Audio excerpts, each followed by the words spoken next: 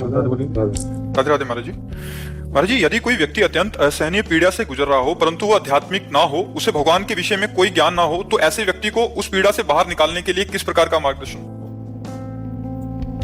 बाहरी नाम संकीर्तन, भगवत कथा, जब तक उसका शरीर पूरा ना हो जाए तब तक उसको सहयोग मिलता रहे, तो उसके कानों में तो पड़ेगा।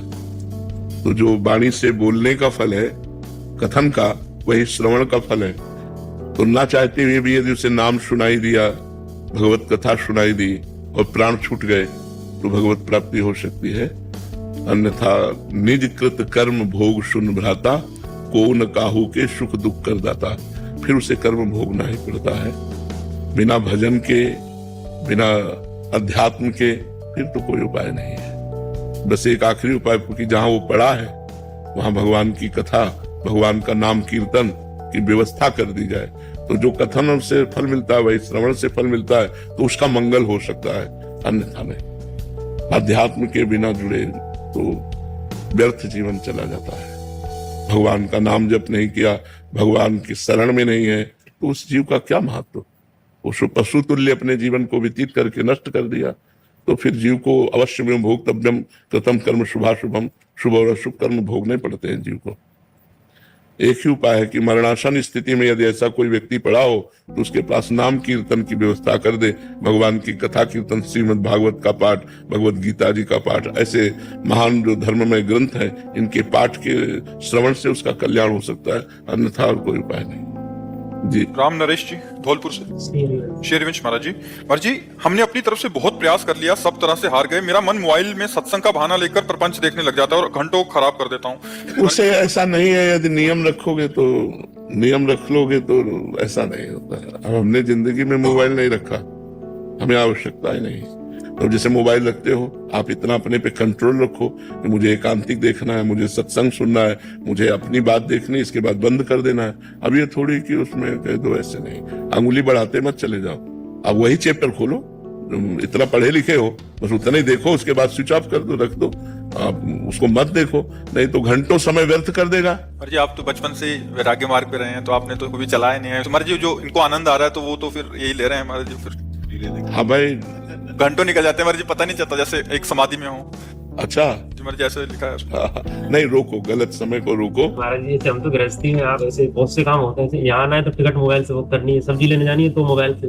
हाँ, तो उसमें थोड़ी आपको परेशानी पड़ी। परेशानी तो आपको रील देखने में पड़ रही है। ऐसे फिर ऐसे मन ऐसे नहीं, मतलब ऐसे आपने बताया था, मन सत से सत में फंसाता है। तो पहले से सत्संग का थोड़ा सत्संग देख लो, महाराज जी का आया है, ठीक है, फिर देख लिया, फिर उसके नीचे तो पूरा प्रपंच ही प्रपंच, ऐसे एक वीडियो देख लो, उसके नीचे लाइन लग जाती है। हाँ, लाइन तो बनी ही हुई है। तो उस लाइन पे चल के एक काउंटर रखो, तुरंत राधा राधा लाइन मिलाओ, मोड़ लो, राधा राधा राधा राधा। फिर ऐसे दिमाग खराब हो जाता है, फिर 2 दिन स्विच ऑफ कर देते, फिर थोड़ा सा बहाना बनाएगा। दूसरा मोबाइल ले लिया कि इसमें सत्संग सुनूंगा, इसको बंद कर दूंगा, तो थोड़ी सी नहीं, हिम्मत रखो, थोड़ा संयम में लाओ, ऐसा सब ठीक हो जाएगा। संयम में लाओ और नाम जप करो, सब ठीक हो जाएगा। राधे राधे महाराज जी, यदि किसी व्यक्ति को अपनी कमजोरियां मालूम हो लेकिन वो उन्हें छोड़ नहीं पा रहा हो और कई बार परिस्थितियां ऐसी बन गई हो कि वो सही मार्ग पर टिक ही ना पा रहा हो, तो क्या करें महाराज जी? भगवान से प्रार्थना करो और नाम जप करो। आगे चलकर ऐसी बुरी स्थिति दे दी जाएगी कि होश ठिकाने हो जाएंगे आपके। अभी समय ठीक है, पुण्य चल रहा है, तो मनमानी आचरण करने के लिए मन विवश कर देता है, लेकिन जब कर्म फल आता है ना, तो सिर्फ त्राहिमाम निकलता है और भोगना पड़ता है। अगर पाप कर्म बन जाता है तो उसका प्रायश्चित कर लो, कहीं वो पाप कर्म संचित में जमा ना हो जाए, कहीं संचित से प्रारब्ध न बन जाए। अगर प्रारब्ध बन गया तो फिर काटना मुश्किल, फिर भोगना ही पड़ेगा। जैसे ये प्रारब्ध बन गया तो माँ के गर्भ से ही इस रोग का सृजन हो गया, पॉलिसिस्ट किडनी, ये वंशानुगत किडनी रोग होता है। माता पिता में जो रोग होता है वो पुत्र में भी आ जाता है। तो 30-35 की अवस्था में प्रकाशित हो गया और तब से लेकर अभी तक ये तो भगवान की शरण में है, इसलिए चल रहा है। तो हमें लगता है मनमानी मत करो, डरो, पाप कर्म से डरो, मन को डराओ कि अगर ऐसा पाप कर्म करोगे, कैंसर हो गया तो, किडनी फेल हो गई तो, नाना प्रकार के रोग हैं, कोई रोग हो गया तो डराओ मन को। गलती मत करो, नहीं, वो गलती जब दंड रूप बन करके आएगी तब नहीं मिटा सकते, फिर भोगना पड़ेगा, अवश्य अवश्य भोगना पड़ेगा। इसलिए हमें लगता है अभी मनमानी मत करो। तो ये काम, एस जो काम है, यही हमसे ऐसा करवाता है। काम एष क्रोध एष रजोगुण समुद्भवा, ये रजोगुण से उत्पन्न हुआ काम क्रोध आदि ही हमसे ऐसे पाप कर्म कराते। हमको बचना चाहिए इन कर्मों से। ये बहुत भयानक कर्म, जब अपना दंड देते हैं ना तो भयानक फल देते हैं। मतलब 100 रुपया जैसे ब्याज का ले लो ना, और जमींदार लोग नहीं, ब्याज के ऊपर ब्याज, ब्याज के ऊपर ब्याज, और जब जमा करने जाओ तो पता चला 10,000 रुपया, और अगर फिर चूक गए तो 20,000 रुपया, फिर तुम्हारी खेती ले लेंगे। ऐसे ही कर्म है, छोटा सा कर्म पाप कर्म, वो ब्याज पर ब्याज, ब्याज पर वो भयानक रूप बन करके जब बम की तरह गिरता है तो धज्जियां उड़ जाती हैं, शरीर की धज्जियां। एक्सीडेंट हुआ ये सब, या कार में आग लग गई, बैठे बैठे जल गए। क्या क्या दंड है, आप देखो ना संसार में क्या क्या दंड है। इसलिए हमें डरना चाहिए कि हमसे पाप कर्म न बने। भगवान का भजन करो, अपने मन को रोको, डराओ अपने मन को कि कोई पाप कर्म न बने। महाराज अगर जाने अनजाने में हो गया हो तो प्रायश्चित कर लेना चाहिए उसका। जैसे भगवान का नाम जप है, श्रीमद् भागवत महापुराण का सप्ताह पारायण है, किसी तीर्थ में जाकर कोई मंत्रानुष्ठान है, और उस पाप के नष्ट करने के लिए मन में चिंतन करे, संकल्प करे कि वो जो हमसे पाप हो गया वो नष्ट हो जाएगा। इसी अभी नष्ट करने में वो, जैसे एक बबूल का पेड़ है, इतना बड़ा उठा तो आप ऐसे मसल सकते हो, लेकिन जब बड़ा पेड़ हो गया तो इतने इतने बड़े कांटे, फिर वो कुलाल से भी काटने में होश खराब हो जाते हैं। ऐसे पाप कर्म है ना, अभी उठा तो आप मंत्र जप, नाम जप, अनुष्ठान के द्वारा उसको नष्ट कर सकते हो। नष्ट हो गया, खत्म हो गया। गिरीश पाठक जी, राधे राधे। राधे राधे महाराज जी। महाराज जी, मन के वशीभूत होकर मनुष्य बार बार गलती करके क्षमा मांगता है। भगवान क्या बार बार क्षमा करते हैं या इसकी कोई सीमा है? बहुत वात्सल्य समुद्र भगवान है। अगर वो क्षमा न करे तो हम लोगों की दुर्गति हो जाए, क्योंकि बिल्कुल सत्य बात है कि ना चाहते हुए भी मन हमको जबरदस्ती गलत करवा देता है। पर हम कोशिश करें, मन को वश में करना नामुमकिन नहीं है, उसको हम कोशिश करें धीरे धीरे धीरे धीरे। अगर हम हठ कर ले तो मन हमसे कुछ करवा नहीं सकता, पर वो हठ आध्यात्मिक होगी। सांसारिक कसम खा लोगे तो मन तोड़वा देगा।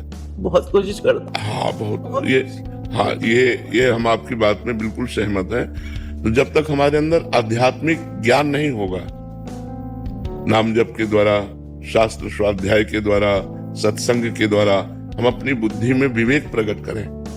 जब विवेक प्रकट हो जाएगा तो सही पूछो, कौन सी ऐसी वस्तु है जिसके लिए हम नियम तोड़ दें?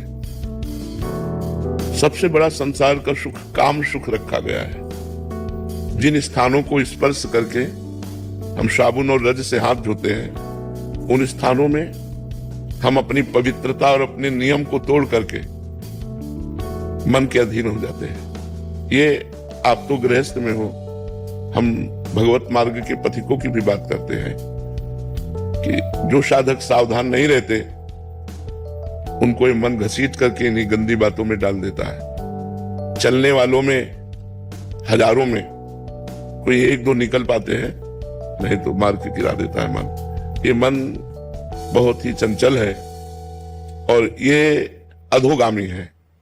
अधोगामी माने नीचे की तरफ जाने वाला। अगर इसको छोड़ दो तो ये गंदी बातों में ही जाएगा। 3 ऐसी बातें हैं जिनमें मनुष्य को महासुख की अनुभूति जैसा लगता है। यदि हमें सुंदर स्त्री मिल जाए, पुरुष के अंदर रहता है, या सुंदर पुरुष मिल जाए, स्त्री के अंदर रहता है, या जैसा भी भाव, हम सुखी हो जाए। यदि हमें मनोवांछित धन मिल जाए तो हम सुखी हो जाए, हमारा बड़ा नाम हो जाए, प्रतिष्ठा हो जाए तो हम सुखी हो जाए। 3 बातें रखी गई हैं पूरी माया को छान करके, कंचन, कामिनी और कीर्ति। वित्तैषणा, पुत्रैषणा, लोकैषणा, कंचन, कामिनी, कीर्ति। इसी का सारा विस्तार है सुखों का।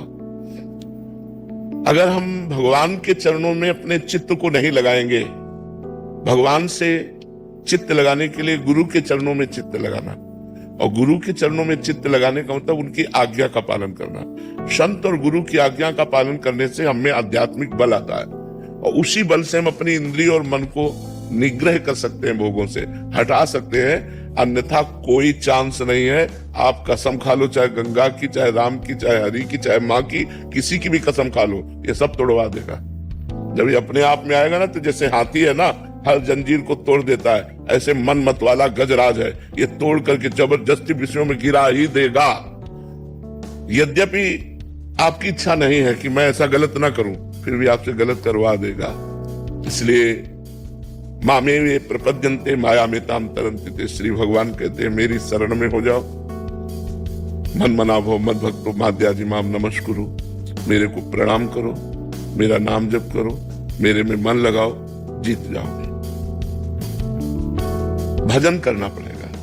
अच्छा, भजन करना साधारण काम नहीं है, बड़ा असाधारण काम है, क्योंकि विषयाकार मन भजन में लगेगा ही नहीं। तो हमें धीरे धीरे पहले नींव सुधारनी है। भोजन, भजन की नींव है भोजन। जैसा खाओ अन्न वैसा बने मन। तो यदि हमारा भोजन ठीक नहीं होगा तो हमारा मन भजन में नहीं लगेगा। हमारा खान पान ठीक होना चाहिए। तो अगर हमारा पेय पदार्थ पवित्र है तो हमारी बुद्धि पवित्र रहेगी। अगर पेय पदार्थ अशुद्ध है तो हमारी बुद्धि को अशुद्ध कर देगा।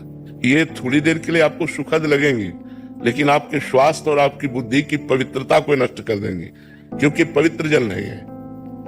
आप अपने घर में पवित्र जल में नींबू डाल करके, चीनी डाल करके, ठंडा करके पिए, ये सतोगुणी हो गया। तो रजोगुणी और तमोगुणी आहार से हमारा मन विषयाकार होगा, अपवित्र होगा, ना कि भजन में लगेगा। हमें सतोगुणी भोजन, सतोगुणी पेय पदार्थ, सतोगुणी दृश्य, आसपास का वातावरण सतोगुण, तो हमारा भजन बनेगा, नहीं तो भजन नहीं बनेगा। थोड़ा सा भी कुसंग एक बहुत बड़े महात्मा को भी गिरा सकता है। जो 20 साल से संयम में चल रहा है, थोड़ा सा कुसंग, छेद होते ही, छिद्र होते ही दोष अपना प्रभाव आ जाके दिखा देगा। हिरनी से पैदा हुए थे ऋष्य श्रृंग ऋषि नाम, श्रृंगी ऋषि सरल भाषा में कहते हैं, वैसे शास्त्री उनका नाम ऋष्य श्रृंग। वो हिरनी से पैदा हुए थे, स्त्री से नहीं पैदा हुए थे। विभांडक ऋषि के पुत्र थे। तो लोमपाद राजा के राज्य में अकाल पड़ गया। तो विद्वानों ने सलाह करके देखा कि अगर महाराज ऋष्य श्रृंग सिंहासन पर विराजमान हो जाए तो अकाल तत्काल नष्ट हो जाएगा, वर्षा होगी, सब जीव बच जाएंगे। तो राजा ने कहा कि सिंहासन पर तो तभी बैठ सकते हैं पुत्र हो या दामाद हो। भाई पुत्र नहीं है तो पुत्री है, पुत्री का पति।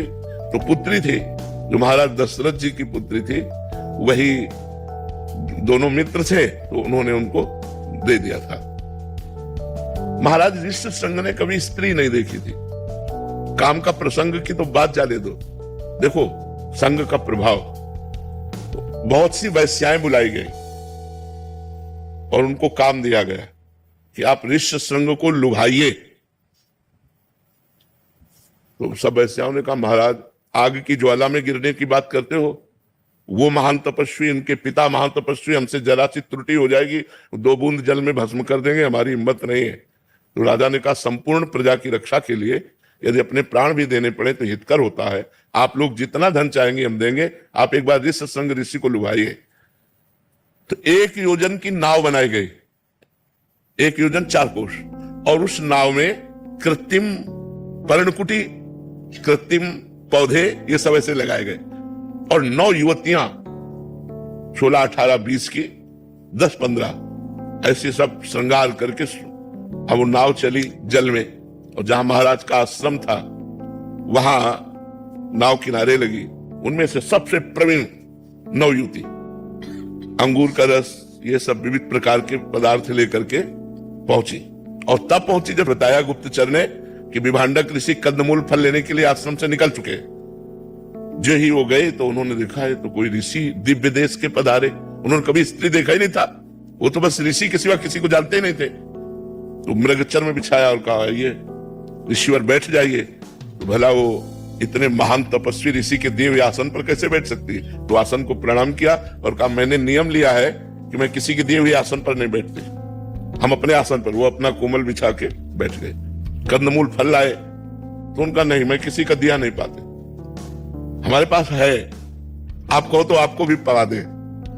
तो गुलरी और पीपर और पाकर और कंदमूल फल खाने वाले, अंगूर का रस, ये रस वो रस, विविध प्रकार के रस और मादकता भरे हुए उनको दिए। उनको तो बहुत अच्छे लगे, उन्होंने पी लिया और कहा ऋषि आपकी जटाएं और मेरी जटाओं में बड़ा अंतर है, मेरी जटाओं में तो गांठ पड़ी हुई, आपकी कोमल जटाएं हैं। बोले हमारे देश के ऋषि ऐसे ही है, उनको पता है कि ये कोई ऋषि है। अब उनको मादक वस्तु पिलाई, अब वो भूमि पूरी घूमने लगी, बस ये खवा के पिला के और तुरंत वहां से कि हमारे नियम का समय हो रहा है साधना का, मैं जा रही हूं, और वो चले।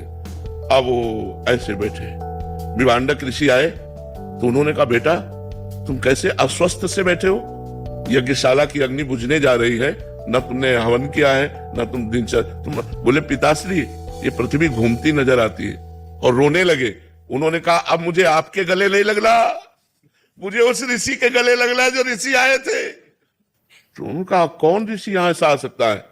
वो ध्यानस्थ हुए, ध्यान में दे। अरे उन्होंने कहा बेटा ये राक्षसी प्रवृत्तियों की ऐसी चाल होती है, तुम कभी अब ऐसे ऋषि नहीं होते। कुछ नहीं समझ में आया, केवल एक बार के मिलन में। अब हफ्ता 10 दिन में फिर कंदमूल फल लेके ले गए, सुचला जी के विभांडक ऋषि गए, वही फिर आई सज धज कर वैसे ही।